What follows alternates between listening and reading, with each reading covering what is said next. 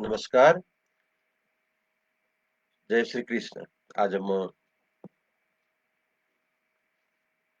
श्रीमद् भागवत को 50वां गिनवा 21वां अध्याय प्रारंभ करने जा रहा हूँ।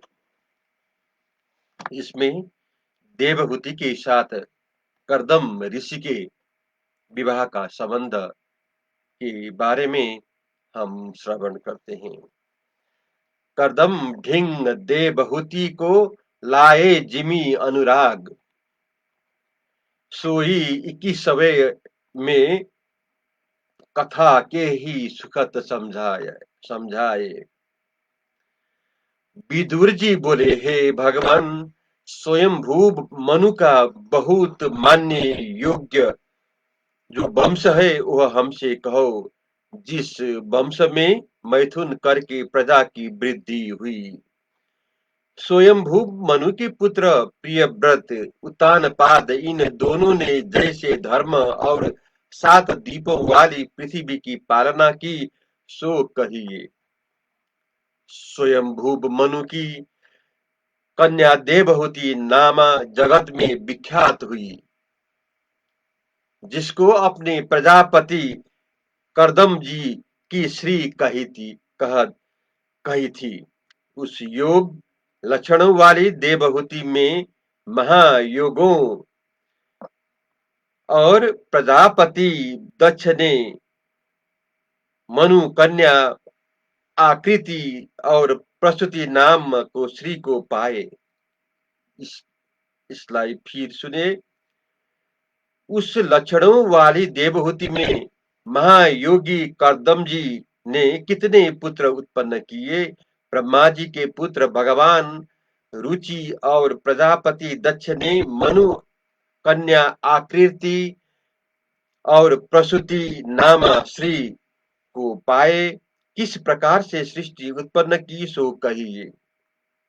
मैत्रेय जी कहने लगे कि जब ब्रह्मा जी ने भगवान कर्दम जी से कहा कि तुम सृष्टि रचो, तब सरस्वती नदी के किनारे कर्दम जी ने 10,000 वर्ष पर्यंत तप किया। तदंतर समाधि युक्त किया, क्रिया योग करके हरि भगवान का आराधना किया। हे विदुर, कमल नयन भगवान ने सतयुग में प्रसन्न होकर शब्द स्वरूप ब्रह्म स्वरूप धारण करके कर्दम जी के अपना सुंदर स्वरूप दिखाया। श्वेत कमल की माला धारण किए, शोभाए मान मुखार बिंद वाले, मन मोहनी मंद मुस्कान वाले, किरीट मुकुट कुंडल शंख चक्र गदा पद्मधारी, गरुड़ के कंधे पर चरण रखे, हृदय में लक्ष्मी चिन्ह धीरे, कंठ में कौस्तुभ मणि धारण किए भगवान के स्वरूप को आकाश में स्थित देखकर कदम जी ने अत्यंत प्रसन्नता पूर्वक पृथ्वी में सिर नवाया और साष्टांग प्रणाम किया। फिर हाथ जोड़कर प्रीति भरी वाणी से स्तुति करने लगे। कर्दम जी ऋषि बोले, हे भक्त वत्सल, आपके दर्शन करने से आज हमारे नेत्र सफल हुए। जो आपके चरण कमलों को लब मात्र मुख के अर्थ उपासना करते हैं, वे मनुष्य आपकी माया के बल से नष्ट बुद्धि गिने जाते हैं। हे ईश, वैसा ही मैं ही हूँ। विवाह की मुझको इच्छा है, परंतु श्री शीलवती बुद्धिमती ज्ञान वाली हो गई, क्योंकि श्री से धर्म अर्थ काम की सिद्धि होती है। मैत्रेय जी बोले, जब इस प्रकार कपट रहित कर्दम जी ने गरुड़ जी के पंखों पर विराजमान कमल नाभ भगवान की स्तुति की, तब वे विष्णु भगवान कहने लगे कि जिस कारण हमारा भजन मन लगाकर तुमने किया है, सो हमने तुम्हारे मन की अभिलाषा जानकर सब उचित प्रबंध कर दिया है। हे प्रजा हे प्रजाध्यक्ष, हमारा पूजन कभी निष्फल नहीं होता। प्रजापति का पुत्र चक्रवर्ती स्वयंभू मनु, जो ब्रह्मा पर्वत में निवास करते हैं, वह राजश्री अपनी शतरूपा नाम श्री सहित परसों आपके देखने को यहाँ आवेगा। अपनी कन्या को आपके अनुरूप जानकर, जिससे तुम्हारा मन इतने देवेगा है, वह कन्या तुम्हारे राज मनोरथ को शीघ्र ही पूर्ण करेगी और नौ कन्या उत्पन्न करेगी। उन तुम्हारी कन्याओं में ऋषि लोग अनायास अपनी पुत्र संतान उत्पन्न करेंगे। हे महामुनि, आपकी बीर्ज से अपने अंश से तुम्हारी श्री देवहूति में अवतार धारण करके तत्व संहिता का प्रकाश करूंगा, अर्थात कपिल देव का अवतार लेकर सांख्य मात्र वर्णन करूंगा। ऐसे कहकर कदम जी के आश्रम से भगवान वैकुंठ लोक चल गए। इसके अनंतर कर्दम ऋषि बिंदु सरोवर में बैठे स्वयंभू मनु के आने के समय की प्रतीक्षा करने लगे। स्वयंभू मनु सुवर्ण जटिल रथ पर बैठ श्री शतरूपा के को साथ लिए अपनी पुत्री देवहूति को रथ पर बैठाए पृथ्वी पर पर्यटन करने को निष्कने विचरते विचरते स्वयं भूप मनु जिस दिन के अर्थ भगवान ने आज्ञा की थी, उस दिन करदम जी के आश्रम पर आए। जिस सरोवर में दया के कारण भगवान ने शरणागत करदम जी पर प्रसन्न होने से अपने नेत्रों से आंसुओं के बिंदु गिराए हैं, उसी दिन उसे आश्रम का नाम बिंदु सरोवर हुआ, जिसके चारों ओर सरस्वती नदी बह रही है। अमृत समान मीठा जल उसमें भरा है और वो आश्रम अनेक महर्षियों के गणों करके सुशोभित है।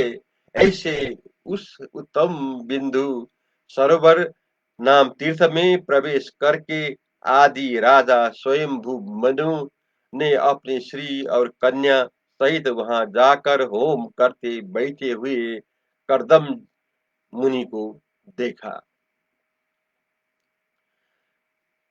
ऊंचे ऊंचे जिनके कंधे कमल दल समान नेत्र वाले जटाधारी बलकल वस्त्र पहिरिए ऐसे करदम मुनि के पास जाकर मनु जी ने नमस्कार किया।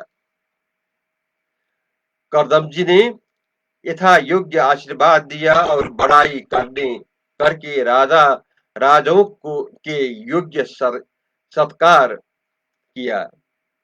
फिर कोमल मणि से कहा, हे राजन, आप लोगों का विचरना सज्जनों की रक्षा के निमित्त और दुष्टों के संहारने के अर्थ है, क्योंकि आप जगत का पालन करने वाले भगवान की शक्ति रूप हो।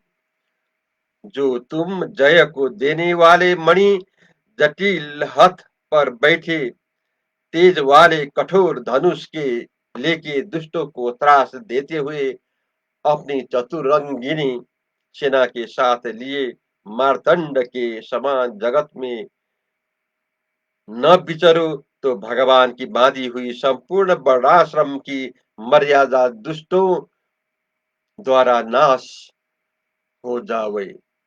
हे वीर, आपका पर पधारना यहाँ किस कारण से हुआ?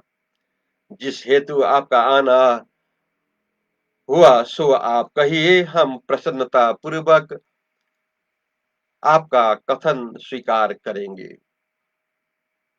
अब 22वां अध्याय शुरू करने जा रहा हूं। इसमें महर्षि कर्दम के साथ देवहूति का विवाह का प्रसंग है।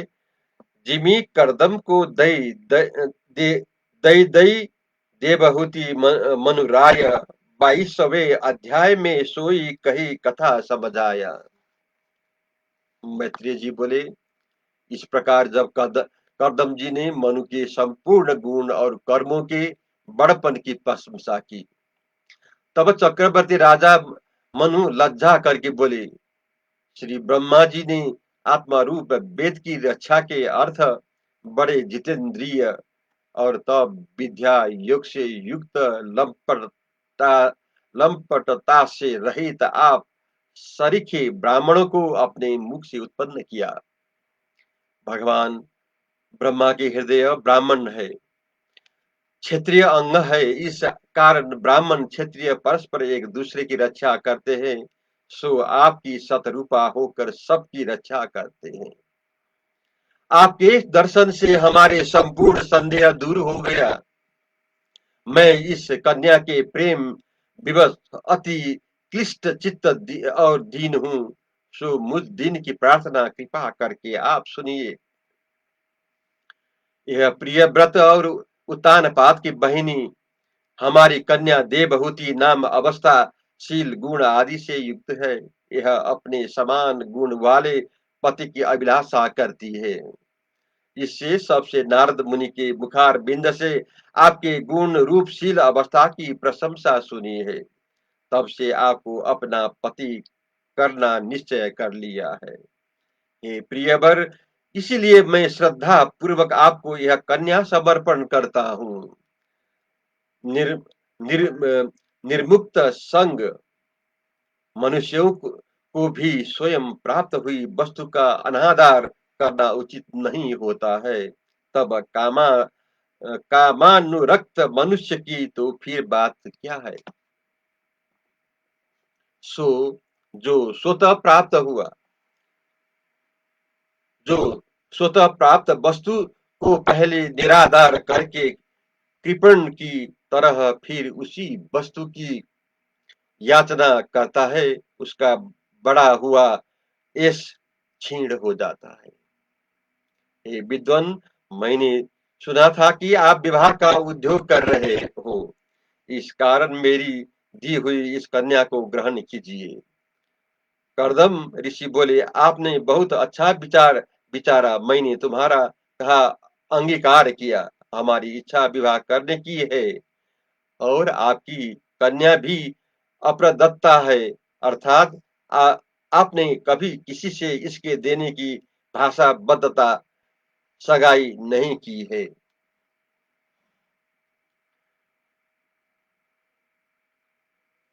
अपनी कांति से ही वस्त्र आभूषण आदि की शोभा से साक्षात लक्ष्मी को भी तिरस्कार करती है, ऐसी इस आपकी कन्या का आदर कौन नहीं करेगा।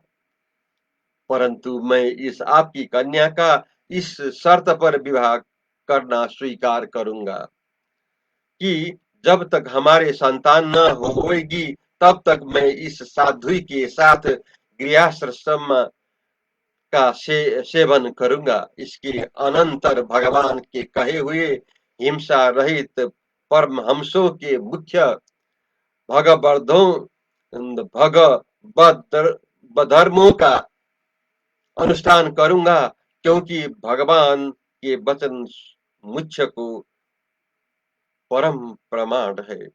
इतना कहकर कदम जी मौन हो गए।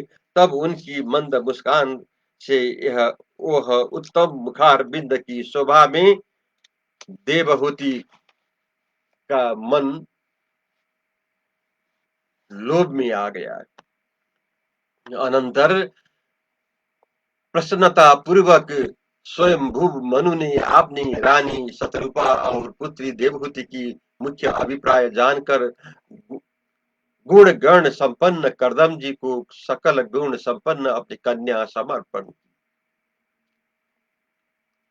तदंतर शतरूपा महारानी ने उन दोनों स्त्री पुरुषों को दहेज में प्रीति पूर्वक बहुत धन आभूषण वस्त्र गृहस्थी के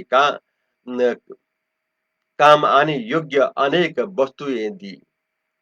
करदम जी अपनी कन्या दे के निश्चित निश्चिंत हुए, सब जब व्याधा जाती रही। तदंतर विदा होने के समय महाराज ने उत्कंठा से मोहयुक्त हो दोनों भुजाओं से उठाए और हृदय में लगाया। कन्या का विरह राजा रानी न सह सके, नेत्रों से बार बार आंसू बहने लगे। शतरूपा माता अपनी कन्या को गोद में बैठाया। हा पुत्र, हा पुत्री कहती नेत्रों की जल से पुत्री की शिखा को सींचने लगी। फिर राजा रानी मुनिवर करदम जी से आज्ञा लेकर वहां से विदा हो रथ पर चढ़ सेवकों सहित अपने नगर को पधारे। उस महाराज स्वयंभू मनु को ब्रह्मावर्त देश में आया हुआ जान संपूर्ण प्रजा बहुत आनंद युक्त हुआ और गीत स्तुति और बाजों के साथ राजाओं के लिबाने आई। एक निष्ठ राजा ने बरिस्मती नामा अपनी राजधानी में प्रवेश करने अपने राज्य भवन में निवास किया। धर्म अर्थ काम मोक्ष में विरोध नहीं आवे, ऐसी रीति से भोगों को भोगता रहा। ऐसे स्वयं मनु ने मनोन्तर का काल 71 चतुर्युगी समय व्यतीत कर दिया।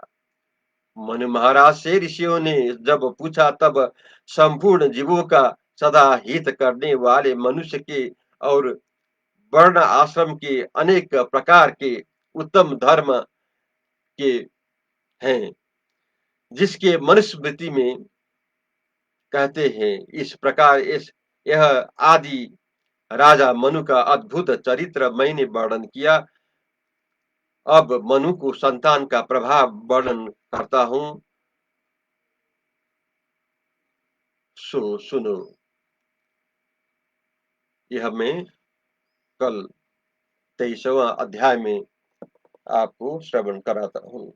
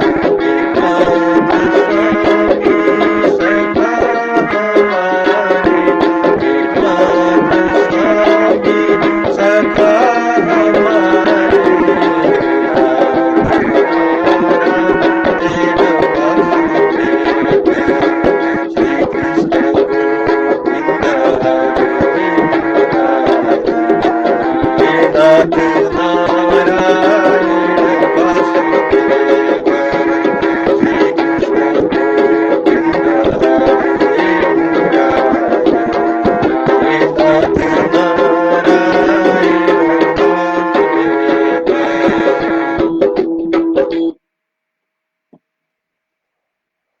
जय श्री कृष्ण।